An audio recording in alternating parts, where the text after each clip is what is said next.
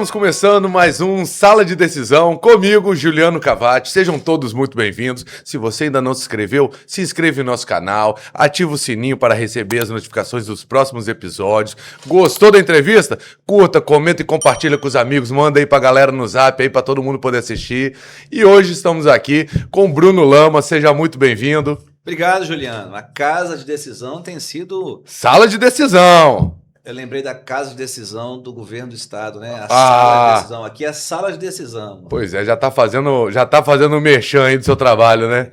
Vivemos momentos delicados, momentos sérios com a pandemia na casa de decisão. Mas essa mesa aqui tem sido palco de muitas boas conversas e eu quero agradecer muito a oportunidade. Obrigado você pela presença. E aí, Bruno, vamos começar falando um pouquinho da sua vida. E aí, você é casado? Casado. Quanto tempo? 22 anos e 6 meses. Ah, rapaz, sou casado há 22 anos também. Tem que contar os meses, né? 22 e 3 meses. 3 meses. Bem parecido. Tô perto, rapaz. 2004. 2004. É isso. Casado, pai do Bruno Filho. O Flávio me deu esse presente, né? De colocar o nome do meu filho.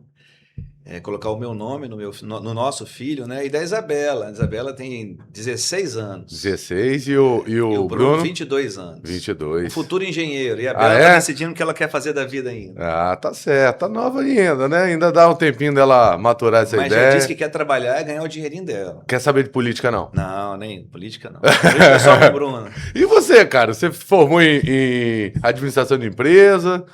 Fiz, influenciado muito pelo meu pai, né? Muito trabalhador, meu pai Humberto, me levou para trabalhar com ele cedo. Com quantos anos você trabalhou muito lá? Muito empreendedor. Aqui a gente pode falar, naquela época era de menor. E não me arrependo, não. Fui trabalhar com meu pai, menor de idade, fazia lá, estudava, depois ia para o trabalho, aí depois via a época de cursinho, ia para o trabalho. E meu pai, muito empreendedor, uma visão sempre muito empreendedora, abriu naquele momento uma empresa de mídia externa, né? A Divulgue. Uhum. E eu fui trabalhar e ralar com ele, dirigi caminhão, fiz muito grude de colar o outdoor, coordenava lá a turma, me arriscava a pintar o outdoor era feito no retroprojetor na época.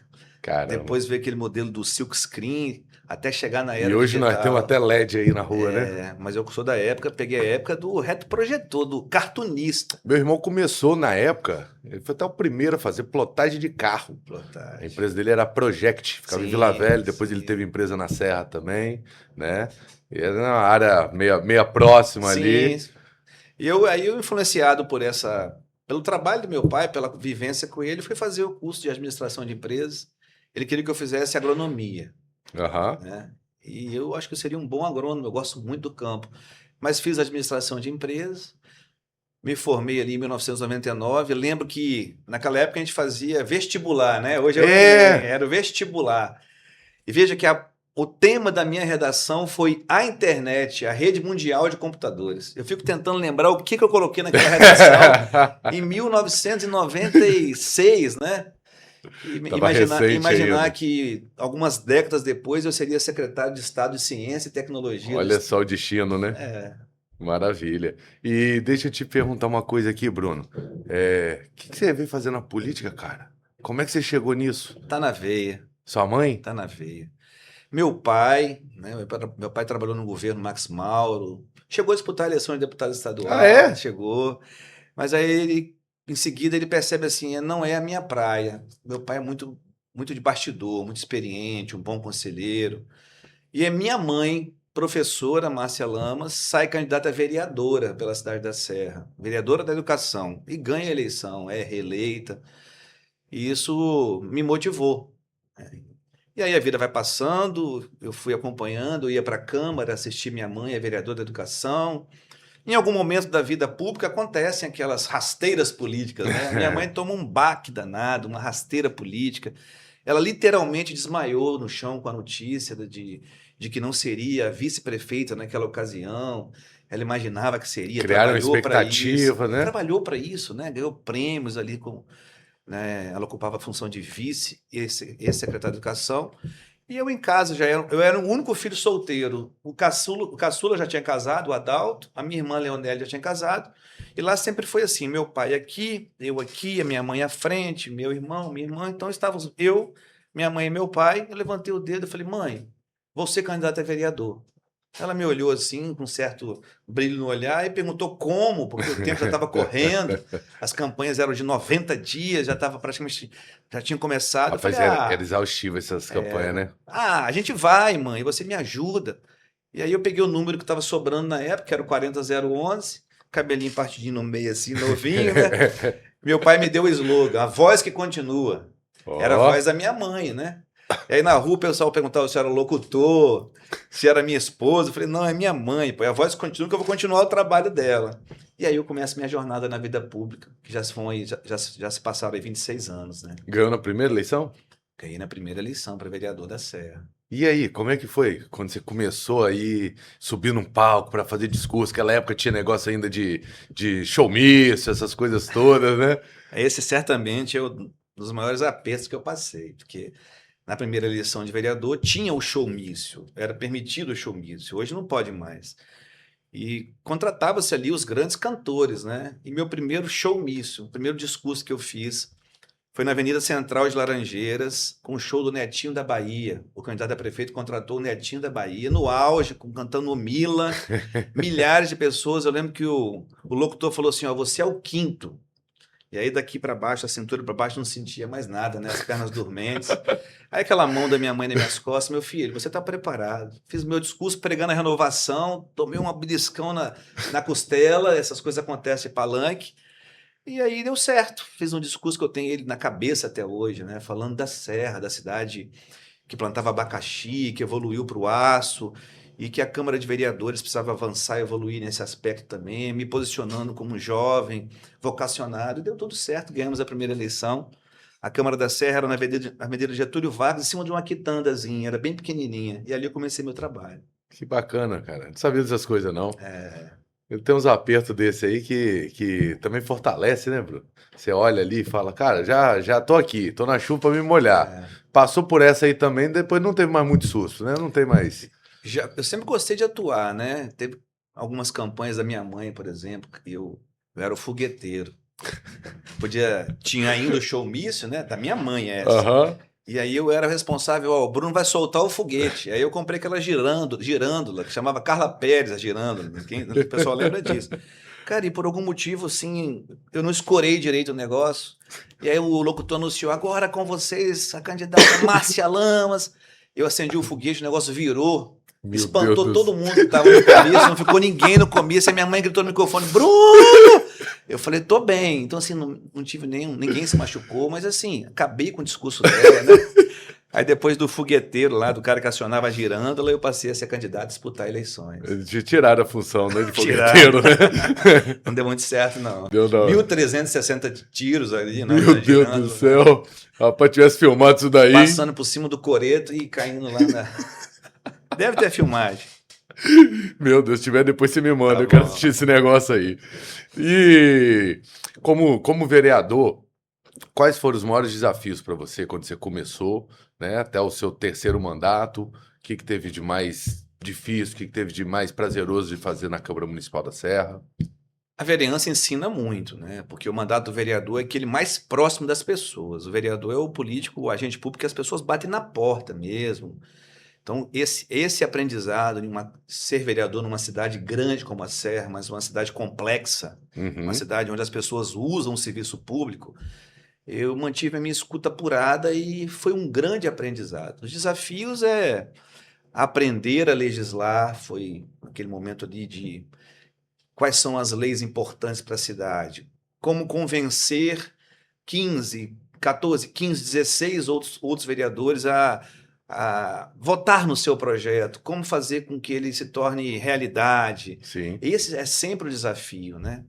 Mas a gente foi superando. Quando você faz o que gosta, então eu gosto do que eu faço, sempre gostei, e aí fomos fazendo alguns gols, marcando alguns gols com bons projetos. Ora com a cultura, garantindo o direito do músico local a se apresentar em qualquer evento da cidade que tenha participação de artistas renomados.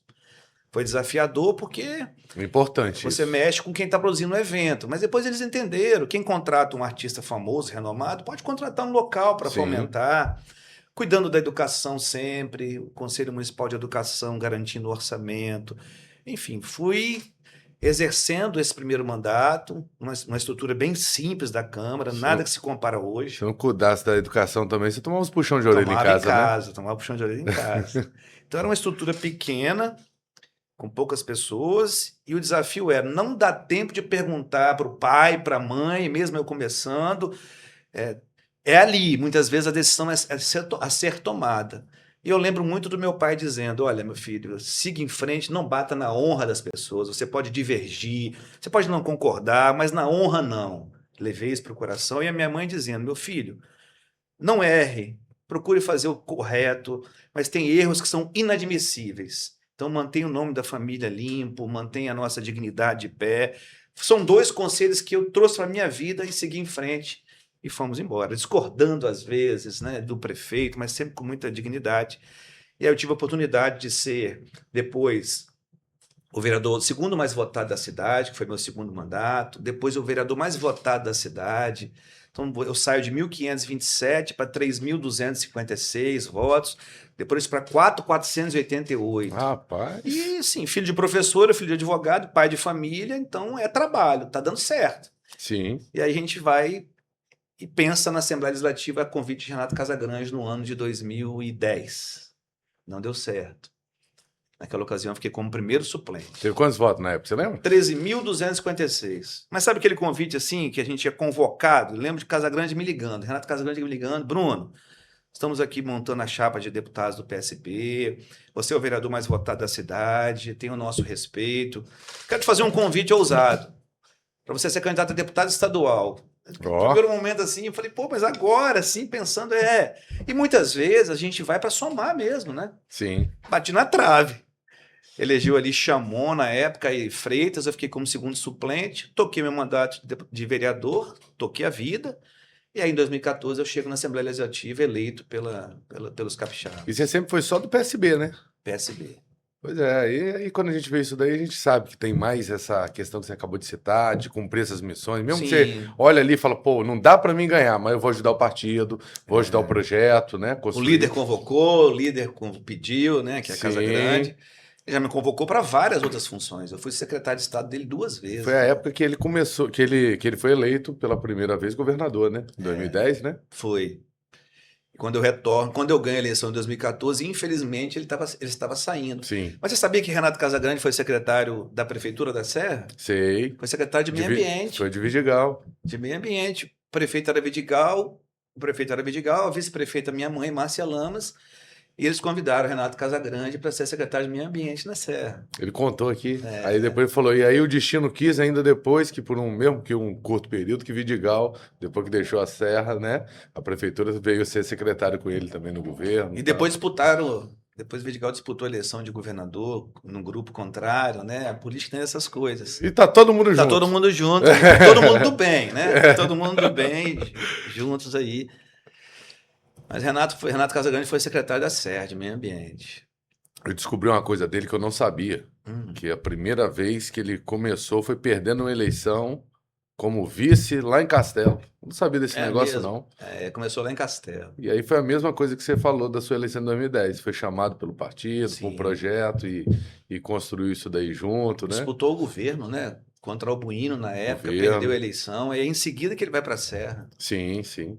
É as curiosidades que a gente vai descobrindo. Eu também estava fora do meu radar, entendeu? Você é mais novo que eu. Né? Um pouquinho. Eu já estou chegando nos 50, cara. Pois é, eu fiz 41 agora, ainda tem uma diferençazinha aí. Bruno, chegamos à Assembleia Legislativa, 2015, né, sua posse. Como é que foi lá? Sair da Câmara Municipal da Serra para poder assumir como deputado, já não era mais uma cidade, já passou a ser 78 municípios. Como é que ficou sua atenção em relação a isso? Não esqueci a Serra, trabalhei ali, mas ao mesmo tempo tinha que dar atenção para mais um monte de município, pensar a nível de estado e não mais para uma cidade. Foi um passo importante, né? Como diz Bruno Henrique, subiu o patamar, né? Sobe o patamar, mas sobem as responsabilidades. Você é flamenguista? Flamenguista. Pelo amor de Deus. Flamenguista. Tinha outro jogador para você citar, não, bicho? Posso citar o Zico, o Júnior Maestro. Melhorou! Roser, Adílios, Lico, Renato Aí, ó. Gaúcho, Tá vendo? Melhorou. Bebeto. Renato Gaúcho eu gosto dele também, principalmente daquele gol Não. de barriga de 95. Então, eu gosto dele. Esse é um ótimo exemplo. Ele foi jogar no Fluminense, né? Mas Pois é. o Zico só Flamengo, né? O Júnior só Flamengo. Gosto muito de futebol. Gosto também. Essa rivalidade é Fla-Flu, não tem para ninguém, né, cara? É a maior rivalidade. E são dois times Até aí. hoje. Mesmo vocês com uma fortuna lá, a gente com um pouquinho menos ali, a gente dá trabalho ainda, viu? Mas o Flamengo se organizou, né? Pois é. Uma comparação de gestão até com a gestão pública, né? Sim. O Flamengo é um clube endividado, uma torcida apaixonada, mas não tinha dinheiro para pagar os seus funcionários. De uma hora para outra se organiza, faz o dever de casa e hoje é um clube estruturado, forte, com capacidade de investimento. O nosso estado, respeitando as proporções, né? O estado já foi um estado muito desorganizado, Espírito Santo. A minha mãe é professora. E aí, quem é servidor público lembra dessa época, não recebia o Passou um salário. período sem salário. E aí o Estado se organiza com políticas públicas organizadas, com responsabilidade fiscal. Casagrande colocou o Espírito Santo também em outro patamar, né? É uma construção coletiva, mas ele tem uma grande participação aí de quase 12 anos nessa história. Hoje é o Estado respeitado, e é assim que tem que ser, né? Sim, sim. Apesar de sermos pequenos, né, em relação à bancada, em relação a territorialmente também falando, Mas é muito O potente, Espírito né? Santo tem, hoje é bem organizado, que você olha e sabe que o Estado dá conta, né, independente de ajuda de governo federal, dá conta, entendeu? E hoje está com uma relação muito melhor nesse nível Sim, também, conseguindo avançar em várias obras importantes, como nós tivemos no Estado nos últimos anos, né? Na Serra mesmo, a Rodovia do Contorno, sim. entre outras mais. É um Estado muito respeitado, né? O Espírito Santo ainda é um pouco desconhecido, um estado com uma beleza natural, com praias, com montanhas, com tudo, mas a gente precisa ainda se apresentar mais para o Brasil, mas quando fala de políticas públicas, de gestão fiscal, aí nós somos exemplos para o Brasil inteiro. O Espírito Santo é exemplo para o Brasil inteiro. Nota A do Tesouro Nacional, paga suas contas em dias, capacidade de investimento. Casagrande deve ter dito isso, né? O Estado com o maior percentual de investimentos em obras públicas do 20% Brasil. Quando você para olha orçamento e obras em infraestrutura.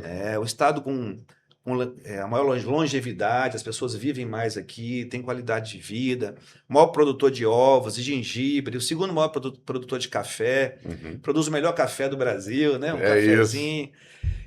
E, assim, serve de exemplo para o Brasil. Aliás, comecei a tomar café só aos 39 anos. É mesmo? Não tomava café. Aí aprendeu a tomar café no interior. No interior e no trabalho, né? Assembleia, o sarrafo mais alto, uma rotina bem mais puxada. E aí ganhei um café de presente. Na verdade, eu fui servir um café para Juarez, que trabalha com Conheço. Casa Grande, meu amigo Juarez. E a pergunta é: Motoqueiro. você não tem vergonha de servir um café desse para as pessoas? Eu falei: Ju, eu não tomo café, cara.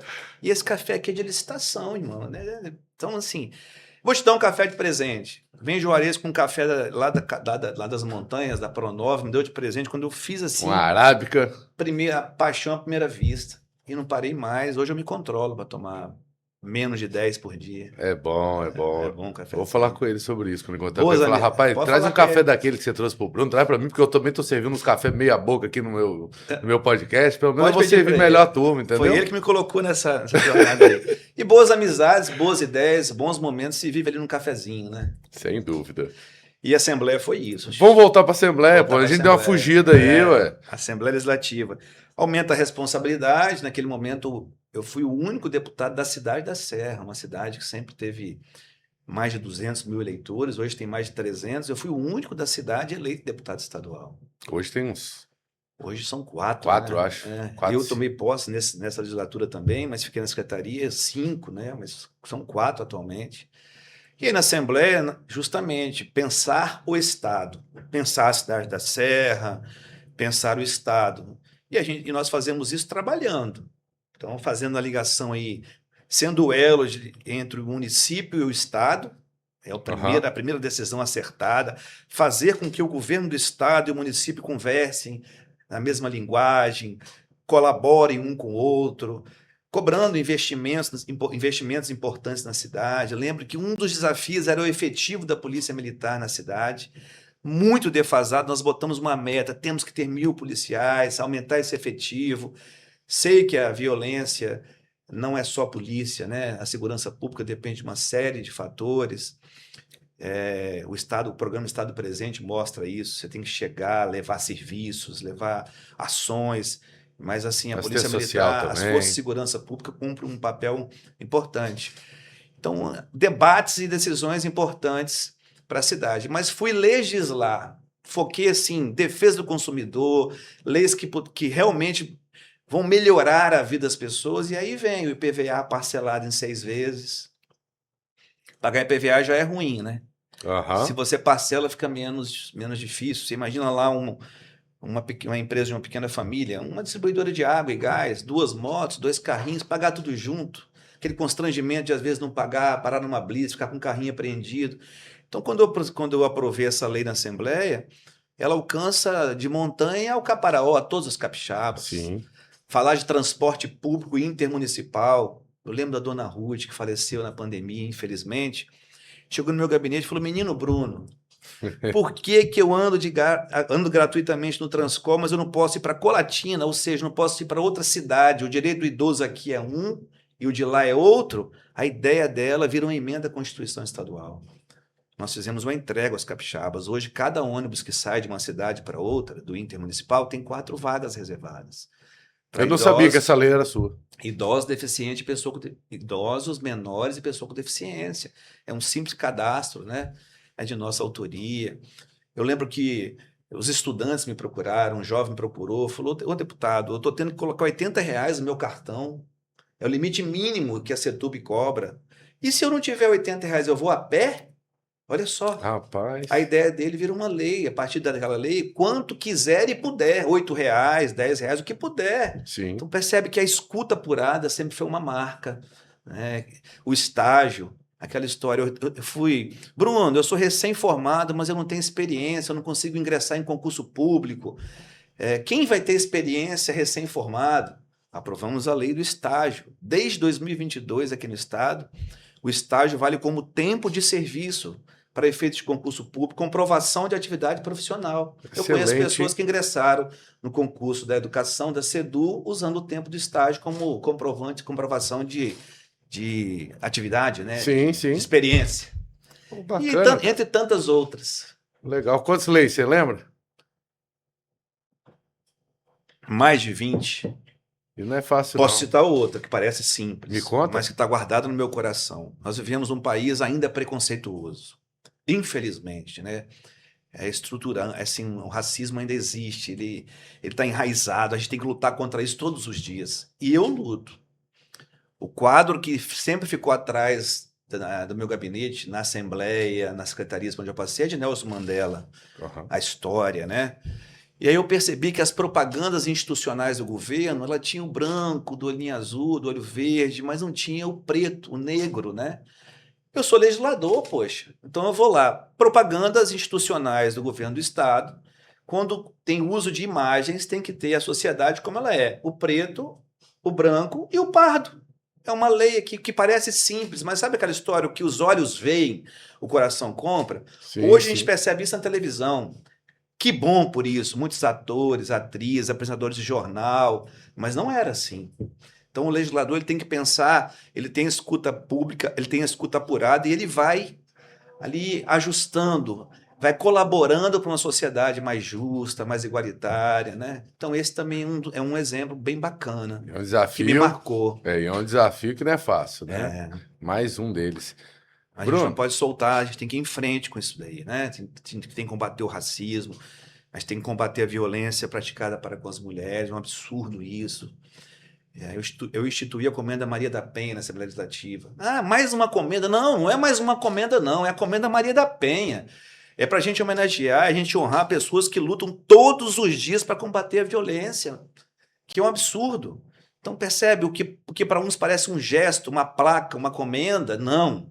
É uma forma de reconhecer o trabalho. Tem um significado, né? E estimular mais pessoas a trabalharem para que essa realidade seja mudada, né?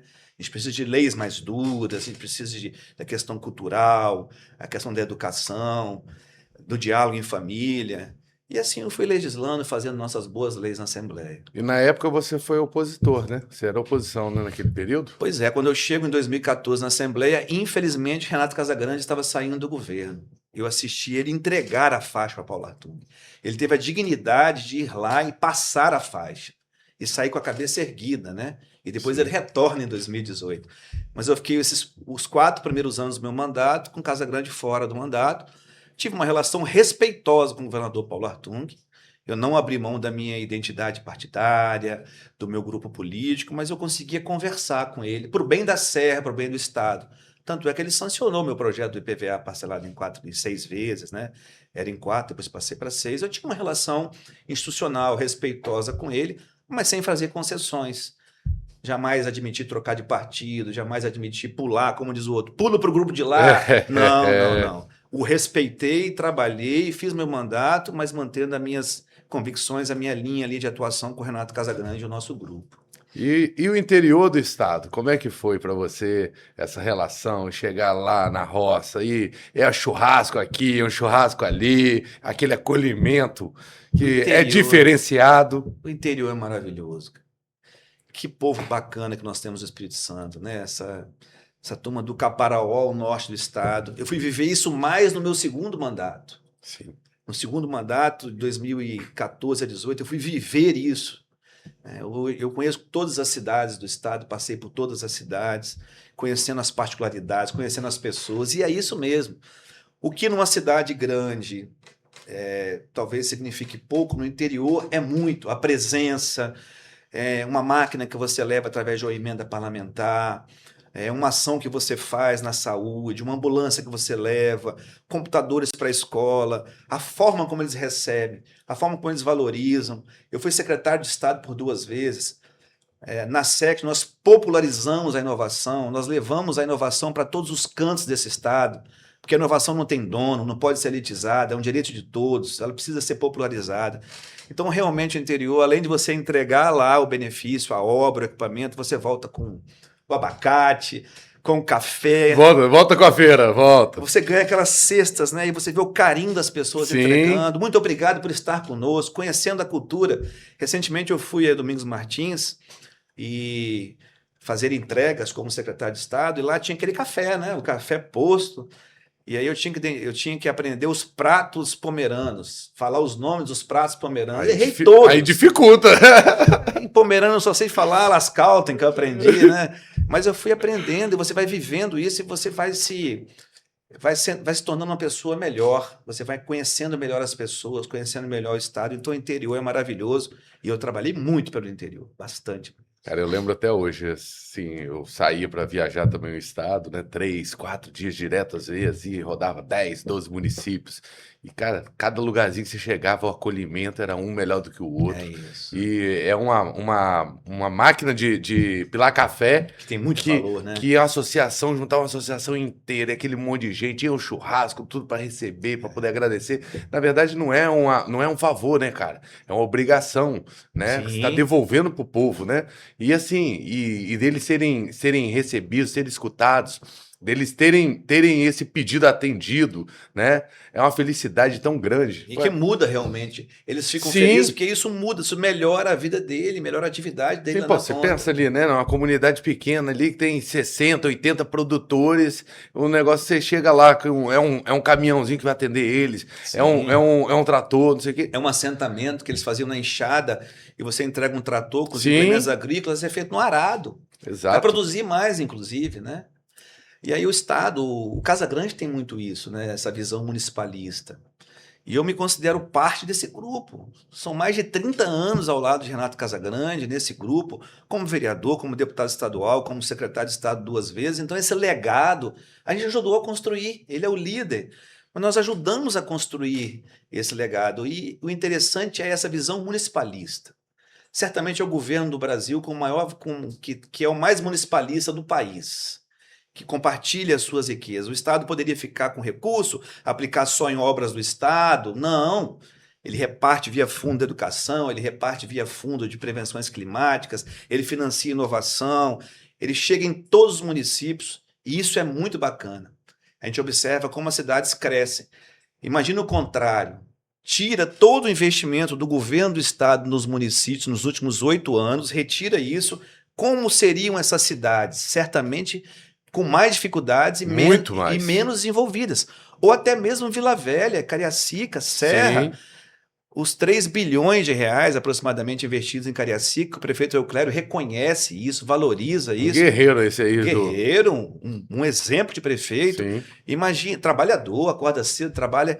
Se não fosse esse investimento, a vida do prefeito Euclério seria muito mais difícil, do prefeito Arnaldinho, muito mais difícil, do prefeito Everson na Serra, muito mais difícil. Vila Velha pode não ter ainda encerrado 100% o problema de alagamento, isso e aquilo, mas hoje você olha a cidade com o pé d'água que cai lá, você consegue andar. Agora né? imagina, Na cidade você resolveu quase tudo já, né? Agora imagina sem a ajuda do Estado em Ponto Belo, Mucurici, em Guaçuí, no litoral, Marataí, seria muito mais difícil. Então, Sim. isso é uma conquista, é um legado dos capixabas que a gente tem que preservar, esse compartilhar o Estado chegando no município e atuando para melhorar a vida das pessoas. E vocês têm, óbvio, né? Você está há muito tempo dentro do PSB. Como é que é esse diálogo seu com o Renato Casagrande, com a turma, o próprio Folleto, que é federal do partido, né? Como é que era esse debate, esse diálogo de vocês? Tipo assim, pô, nós precisamos de fazer isso, nós precisamos avançar nisso. Como é que era esse bate-papo de vocês? Tinha dificuldade de convencimento? Não? Como é que funcionou essas conversas esse período inteiro no grupo de vocês? Bom, a partir do momento que a gente tem um líder como Renato Casagrande, as coisas facilitam. E quando esse líder tem também a escuta apurada, quando você tem um governador do estado que senta uma vez por mês na sede da executiva estadual do partido para dialogar, e nessa mesa ele é chamado de Renato, Sim. é o governador, mas é o Renato Casagrande que está aqui, as coisas vão fluindo. E eu aprendi muito cedo que ali é o local da gente se organizar, ali é o local da gente fazer a autocrítica, o que está dando certo, o que está dando errado.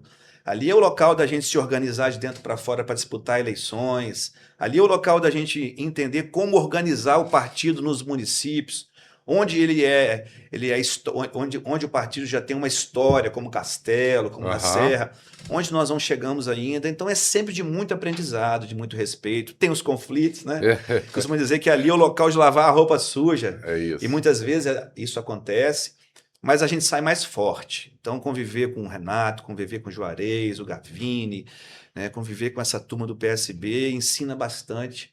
Eu sou membro da executiva estadual do partido. Eu tenho uns amigos lá também, Rafael Bala, Valneide. Tem uma turminha boa ali. Eu sou membro da executiva estadual e do diretório nacional do partido, então a minha vida inteira é certamente também um aprendizado. A política partidária é difícil. Sim. É difícil. Mas ela também ensina muito. É bacana. Eu tive uma experiência bacana nessa área aí também, né? Hoje estou no jornalismo e a gente não participa mais, mas participei muitos anos. E também tinha muito prazer em atuar dessa maneira aí, principalmente nos bastidores, né? Nunca fui candidato, pretendo nunca ser, viu? Mas é uma coisa que eu sempre gostei muito. E aí, até por isso que a gente conversa com muito político aqui, né? Sim. Eu tento fugir da política, mas a política não vai embora, não tem jeito, cara. E tudo é política, né, Bruno? E como o jornalismo é importante, né, Juliana? Aí vai um parênteses importante, como o trabalho de vocês é importante. A democracia do Brasil depende do jornalismo. O combate à corrupção depende do jornalismo, mas também a visão que vocês têm, que você está tendo aqui agora, de me dar uma oportunidade de falar aquilo que muitas pessoas nem sabem ainda. Então, o jornalista precisa ser respeitado. Eu sempre tive uma boa relação, sempre fui uma fonte ética de informações também aos seus colegas jornalistas, e eu reconheço isso assim como profissional e como um setor da nossa sociedade, uma atividade, uma profissão que é fundamental para o Brasil seguir em frente. E vamos fugir um pouquinho desse assunto aí. Você falou de Casagrande algumas vezes, né? Você também gosta de cozinhar, cara, igual a ele? Como é que é esse negócio? Eu cozinho muito melhor que ele, né? Ah, rapaz! Que ele confessou que começou agora. Ele falou que ele picava tempero, que aí ele foi aprimorando, melhorando, né? Eu já comecei... Mas eu gosto muito. Eu vou propor um desafio, cara. Pode propor. Vamos. Eu cozinho melhor que ele. Vocês já cozinharam junto alguma vez? Não. Não. Rapaz, vamos fazer um desafio desse? Vamos Ele pega organizar mais isso? pesado, né? Ele come rabada no café da De manhã. manhã, né, cara? É negócio de... Outro dia ele fez lá gala ao pé de manhã cedo. Eu já sou mais light, né? Pois é, eu vejo esses pratos dele de manhã, eu falo, rapaz, é diferenciado o negócio ali, né? Mas minha mãe me influenciou muito. Eu gosto de ajudar. Eu fui criado assim. Somos 3 filhos. Um coloca a mesa, o outro depois lava a louça, um ajuda aqui. Eu fui aprendendo. E a minha esposa, a Flávia, também cozinha muito bem. E eu sempre gostei de cozinhar para ela. Sim. E aí eu fui aprendendo, fui fazendo, né? Gosto. Não faço da forma assim como Casagrande faz os pratos, mas sei fritar ovo, sei fazer arroz, sei fazer um feijãozinho, gosto de fazer uma moqueca capixaba. Tá, Gosto então de vamos lá. fazer Até agora você só falou que faz a moqueca, né? O Não, resto moqueca, é moleza, né? fritar ovo, fazer arroz. Isso aí é fácil. E inventa as coisas também. Mas o que você costuma Não, cozinhar? mexidão, pô. É, Você quer coisa melhor com mexidão? eu entendi, Bruno, que você gosta de cozinhar. Não cozinha tanto, não, mas eu Não gosto de sou um cozinhar, mestre né? pouco, mas eu gosto de cozinhar. Tá legal. Ó, nós temos um parceirão aqui. A Isabela, uma vez, a minha filha, Bela, vamos jantar. Papai, o que tem pra hoje? Eu apresentei um mexidão pra ela. E ela achou aquilo sensacional, né? Rapaz, mas Um arrozinho com feijãozinho, com ovo frito, uma carninha picada. Até hoje ela me pede fazer o mexidão pra ela. E é bom, né, É cara? bom. A farinhazinha pra dar aquele grude. Nossa senhora. Quem Dali. é que nunca fez isso? Ó, depois eu vou deixar com você um presentinho aí, nosso parceiro aqui do programa, Nativo Temperos, Ah, legal. uma empresa gigante aí, tem uma fábrica grande ali em Cariacica, vende para todo o país. Depois eu vou te dar um kit deles aí com os temperos para Obrigado. você levar para... Vou usar e vou mostrar lá na minha receita. Pois é, para poder dar um tempero a mais, né? Pra ficar mais gostosa a comida, um temperinho ajuda, entendeu? E cozinhar em casa hoje tá ficando mais barato também, né? Pô, você come uma moqueca na rua, né? A gente faz isso, óbvio, mas eu gosto muito mais de comer a minha moqueca dentro de casa também. Primeiro que o que eu pago numa moqueca na rua, eu faço umas 3 moquecas, 4 moquecas em quantidade dentro de casa, Sim, né? é verdade. E eu prefiro ainda a minha, viu? Eu sou bom nisso, rapaz. Aí minha esposa depois vai puxar minha orelha em casa, quando ela assistir o programa, toda vez ela faz a mesma coisa. Aí eu vou e falo, não, eu sou um especialista em muqueca, tal, meu pai também era. Aí ela, mas eu corto todos os temperos, deixa tudo você prontinho. só pega e monta lá dentro da panela de barro. Mas, o segredo é esse, Um ajudando entendeu? o outro. Casal cozinha junto é mais feliz. Mas eu acho que dona Virgínia deixa alguma coisa pronta para ele lá também, para ajudar naquelas receitas, né? A gente prestigia, eu gosto de prestigiar o comércio, eu vou a restaurantes, mas uma coisa é você comer um arroz de polvo, outra coisa é você comer em casa um polvo de arroz, né? Você pode colocar uma quantidade maior, né? Pois é. Fica mais em conta. Exato. Eu gosto Você- disso aí. Você sabe que aquele tênis do Casagrande que ele corre foi eu que dei de presente, né? É mesmo? É. Você corre também, Bruno? Eu aprendi a correr com ele. Ah, é? Eu era bem gordinho, Juliano. Eu lembro, cara, você era mais Eu cheinho e cheguei a tal. 108 quilos, né? Ah, não lembro de você assim, não. Eu lembro que você era um pouquinho mais cheinho, mas não... E aí o Casagrande começou com essa questão de corrida e eu fiz a minha primeira há 1 ano e 1 mês. Mas você foi motivado vendo ele ou ele te chamou? Não, eu fui motivado, vendo, né? Ele inspira muita Me gente. inspirou. E hoje algumas pessoas falam, Bruno, eu tenho me inspirado em você também, essa cadeia, essa corrente do bem, né, que vai se reproduzindo. E tem mais de 1 ano, naturalmente eu fiz tratamento também, fiz a reeducação alimentar, mas o interessante é que eu conquistei isso. Então hoje eu mantenho meu peso, eu perco peso, eu faço atividade física constantemente e a corrida é o que me encanta, até por conta da saúde mental. Sim. A corrida me faz bem, a corrida me mantém estabilizado, me fortalece para os desafios da vida. E o Casagrande puxou uma fila aí, né? Aí um dia eu dei aquele tênis de presente para ele, a gente a trabalho para um município aí, deu o tênis de presente, ele até brincou, não tinha para homem não, pô. Aí a dona Virgínia falou, tênis bonito desse, e aí ele só tá com ele no pé. Outro dia eu fui na convenção do partido, tinha um adesivinho dele com tênis de corrida, é o tênis que eu dei para ele de corrida. Que maravilha, hein? Porque se depender de comprar outro é difícil, hein? Rapaz, é mão fechada? Vai ter que ganhar outro presente. Ele só daqui com os presentes também gostou, rapaz, eu tô todo feliz. Ele gosta. E ele usa, né? Sim. Bruno, deixa eu te falar uma coisa aqui. Você já correu com ele? Alguma vez? E aí, quem chegou na frente? Então, ele começou bem na minha frente, né? Assim, mas aí eu me preparei para uma corrida com ele. Essa é uma coisa engraçada, tá? Porque um belo dia ele falou: essas meninas dessa geração aí não aguentam a minha geração e tal. Eu falei, então tá bom, nós vamos fazer uma corrida junto. E marquei a corrida do Nota E, cravei, né? E fui me preparar, Juliano. Levei a Vera mesmo. Reforcei na academia. No dia da corrida, a fisioterapeuta fez um. Eu fui até a fisioterapeuta, ela foi na minha casa, né? E fez aquela nas costas, amarrou as costas todas, fez lá aquele aquecimento. Eu tomei uma pré-treino e cheguei na terceira ponte. Cadê Casa Grande? Cadê o governador? E eu já pilhado, nada. Ele resolveu mergulhar naquele dia lá em Guarapari, fazer um mergulho e não foi na corrida. Entendi. Eu já estava programado para filmar eu chegando na frente dele. Mas fizemos algumas corridas juntos, ele corre muito bem. Eu estou melhorando meu tempo, mas o que vale é a saúde. Vale a saúde, mas chegou depois dele nas corridas, né? Mas já ganhei. Já ganhei dele. A corrida da Penha eu cheguei na frente dele. Ah, então tá bom, você tá bem, você tá bem. Eu brinquei com ele sobre essa questão aí também da corrida. Falei, não, tá muito fácil pra você, corrida, categoria governador. Tem que abrir a categoria de todos os políticos, aí eu quero ver como é que vai ser esse negócio. Aí de vez em quando você vê um ou outro aí correndo lá também, mas ele corre bem, rapaz. A gente vê ali os vídeos dele lá. O bichinho tem um pique danado. Tem saúde. 65 anos, eu acho, né? Tem saúde. E tá cheio Graças de disposição ainda. Bruno, como é que foi sua experiência dentro do governo como secretário? 2 pastas diferentes, um período muito difícil que você enfrentou, né? Quando você foi secretário ali, pegou pandemia, enchente em municípios, tal. Como é que foi tudo isso para você, uma experiência dessa no executivo? 2 escolas incríveis. Eu reeleito deputado estadual, o Casagrande me convida para a equipe dele para ser secretário de Estado de Desenvolvimento Social, Trabalho, Emprego e Renda. Quem passa pela assistência social, Juliano, sai mais sensível, porque você convive ali diariamente com as mazelas da sociedade, com as dificuldades, né? Então, para mim, foi um aprendizado incrível ali, foi muito grande de ser secretário de Estado de Assistência Social.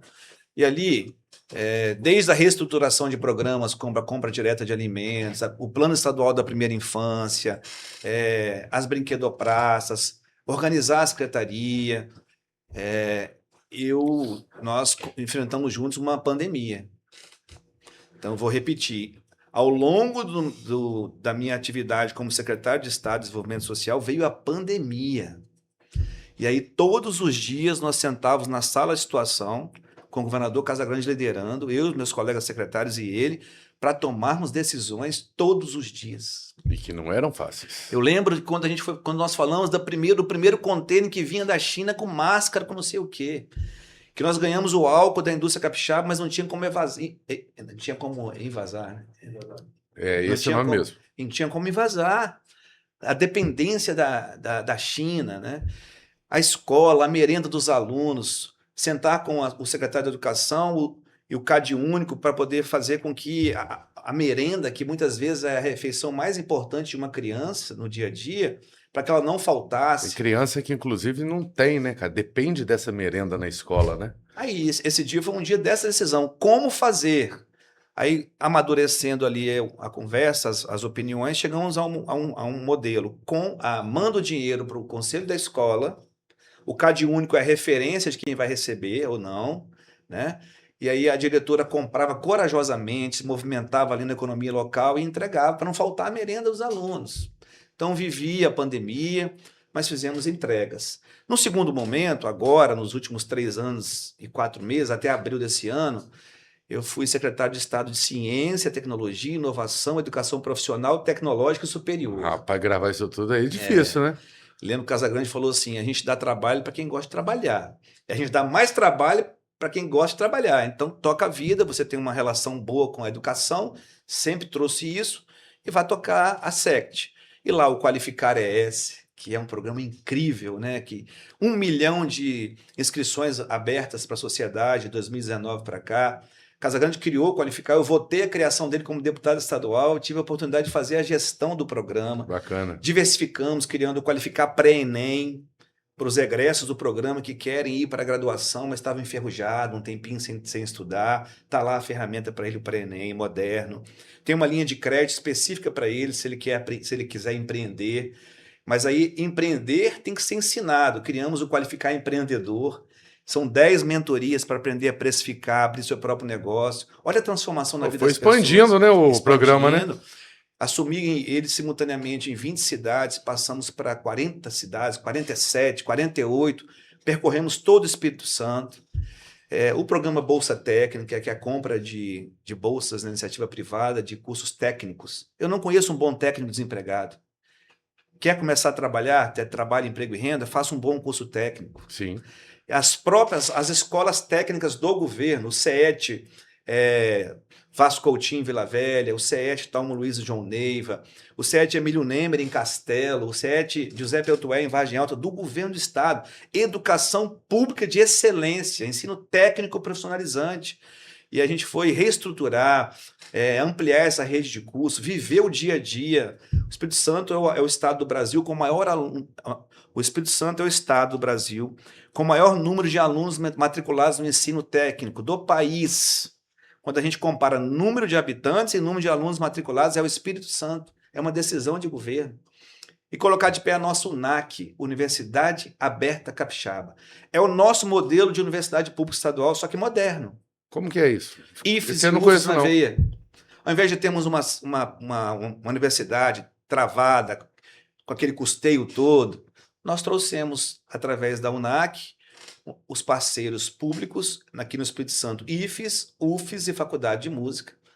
E aí nós temos 14 mil alunos fazendo extensão, pós-graduação, mestrado, doutorado, através da UNAC, no IFES, na UFES. Então o Estado aporta o recurso, o aluno se habilita no edital da Universidade Federal, do Instituto Federal, ele é diplomado por lá, mas quem financia, quem investe, que educação é investimento, é o Estado, é 100% gratuito. E qualquer um pode participar? Qualquer capixaba pode participar. Os editais são publicados, se habilita o edital, vai passar pelo processo de seleção e depois vai estudar.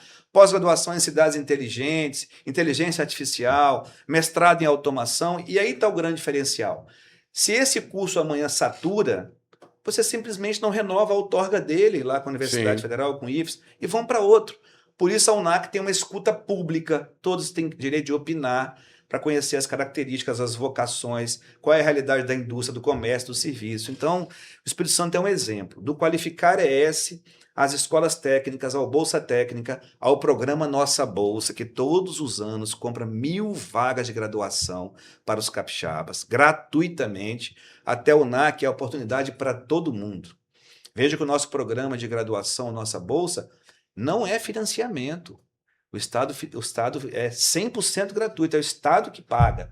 Para alunos egressos do ensino público, né, que fizeram ensino médio na escola pública e que prestaram o Enem, vão poder disputar uma bolsa e fazer a sua graduação. Pô, fenomenal, não conhecia esse programa, não.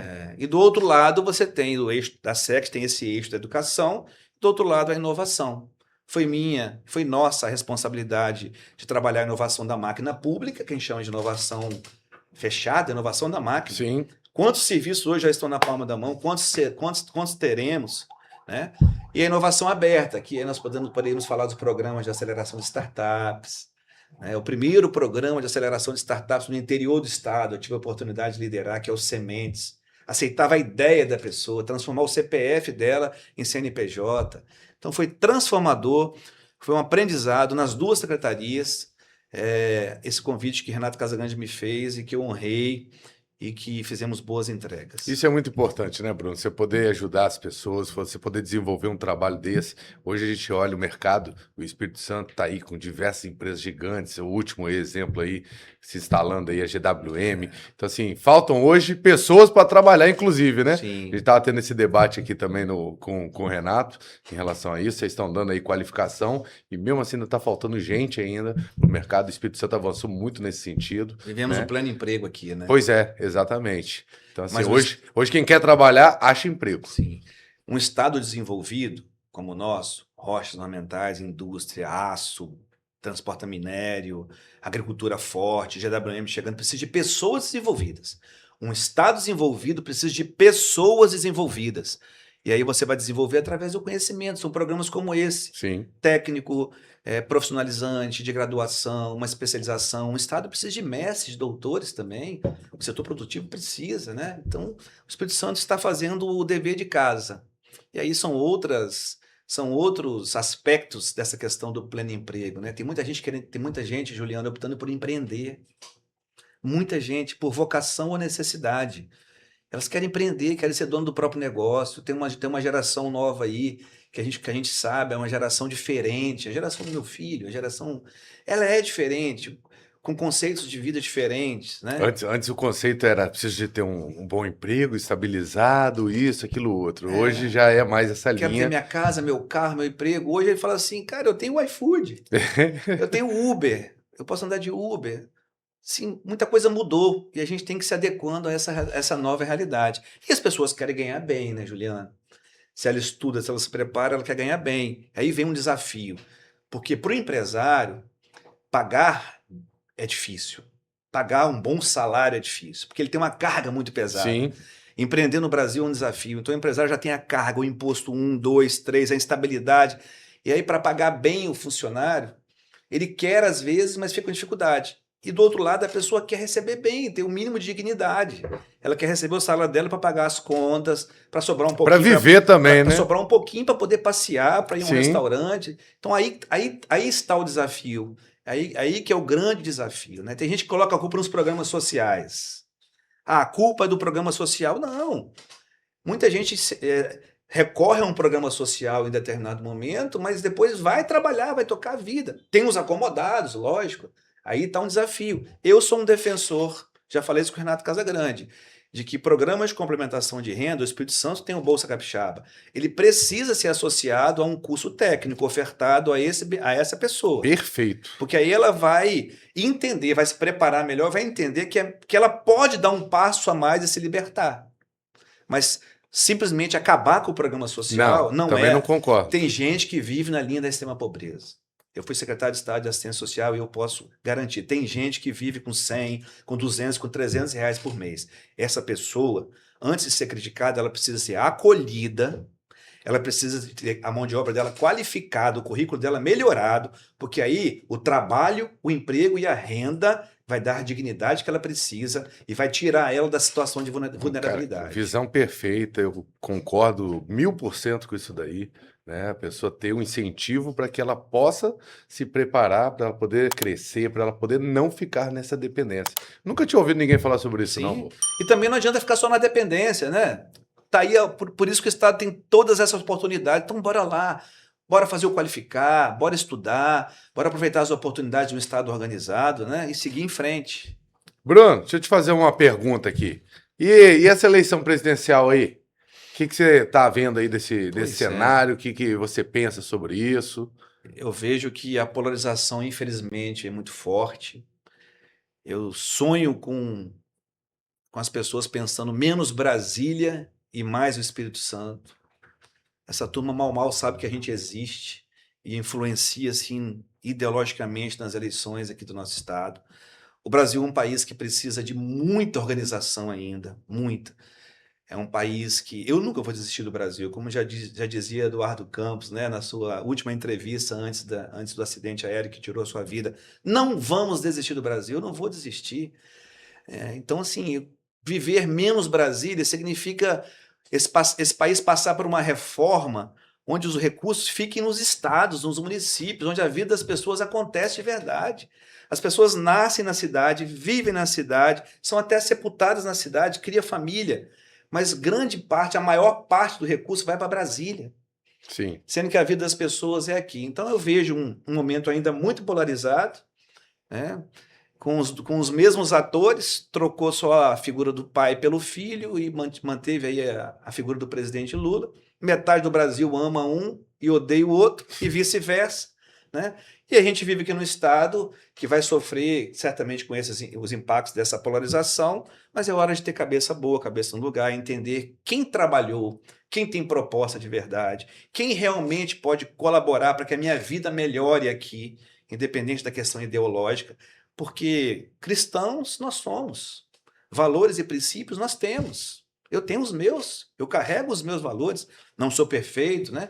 Ninguém é perfeito só Jesus Cristo. Exato. Mas infelizmente esse debate ideológico ele dominou a pauta da política no Brasil, e isso não é bom, porque ele fabrica mandatários falsificados, fabrica mandatários que só falam disso, mas que não acrescentam em nada no dia a dia na vida das pessoas, com trabalho, com projeto, com ações, ficam só ali no telefone, né? Eu espero que isso passe logo e que a política volte a ser um local, um campo de atuação de pessoas que têm propostas para melhorar a vida das pessoas de verdade. Perfeito. Bruno, tá animado? Animado? Bem animado. É? Tô colado com o Casão, nosso futuro senador da República. Tá rodando hoje muito. Pré-candidato. Tá rodando muito já o estado? Gosta de rodar, né? A gente tem a compreensão da família. Isso é muito importante na vida de quem exerce função pública, né? Você tem que organizar a família. Eu tenho filhos, eu tenho esposa, eu tenho pai idoso, mãe. Então você tem que equacionar aquela questão de organizar o tempo, dialogar com a família. Olha, hoje eu não estou aqui, mas amanhã eu estou. Ser um pai presente, ser um marido presente e ainda assim percorrer 50, 60 cidades do Espírito Santo. E graças a Deus a gente tem conseguido fazer isso. Estou animado, tenho um serviço prestado para poder apresentar para a sociedade. Você me deu uma chance de fazer isso aqui hoje, Juliano. E temos boas propostas para continuar aí fazendo leis eficientes que realmente mudam a vida das pessoas, defendendo os direitos, o direito do consumidor, o direito das pessoas, falando de educação e trabalhando o que eu sei fazer. Acordar cedo, trabalhar muito e fazer da política um fator de transformação mesmo, que eu acredito na vida das pessoas. Quer deixar um recado aí para quem está nos assistindo aí? Bom, um recado é uma palavra de esperança, Vivemos em um estado organizado, nós temos boas condições de progredir, não é hora de arriscar, é hora da gente dar continuidade a quem quer realmente fazer a coisa séria, muita consciência nesse momento, muita paz.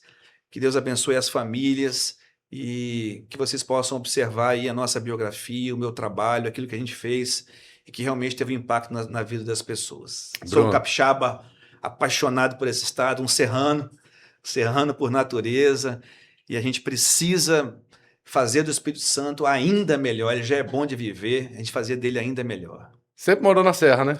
Serra.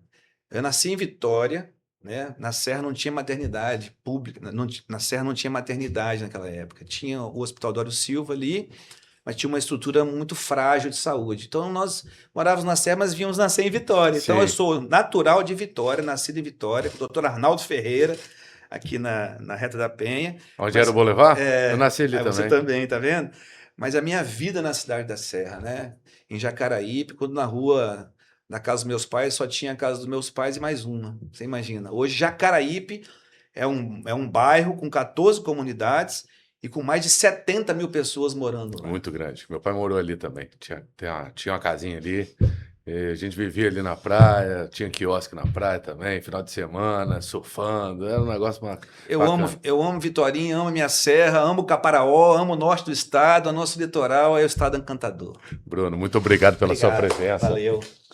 E ó, vocês que nos assistiram, eu quero te agradecer mais uma vez a audiência e te fazer um convite. Se ainda não se inscreveu, se inscreve no nosso canal, ativa o sininho. Gostou desse bate-papo aqui? Curta, comenta e compartilha aí com os amigos. E, antes de acabar, pô, eu esqueci. Calma aí. Aí, ó. Nativo Temperos, nosso parceiro. Bruno, eu espero que melhore lá os seus pratos, viu? Vou acompanhar lá na sua rede também. E é bastante coisa, hein? Rapaz, tem muita coisa boa aí, viu? Eu tenho todos esses... com cebola e tomate aí, ó. Pois é. Pimenta extra forte. Tem umas pimentinhas boas aí, tá? Limão. Temperinho de alho aqui é bom demais. Casa Grande ganhou um desse? Ganhou um desse, rapaz. Eu ia te dar um menor, mas aí eu falei, depois ele vai assistir a entrevista lá, e aí ele vai falar, pô, por que eu ganhei um menor e tal? Então eu tive que dar um igual. Obrigado. Bruno. Espero um dia poder fazer uma muqueca juntos aí. Opa, aí, tá vendo? Aí, já começou a ficar bom esse negócio, tá? Muito obrigado, Bruno. E até o próximo Sala de Decisão. Valeu!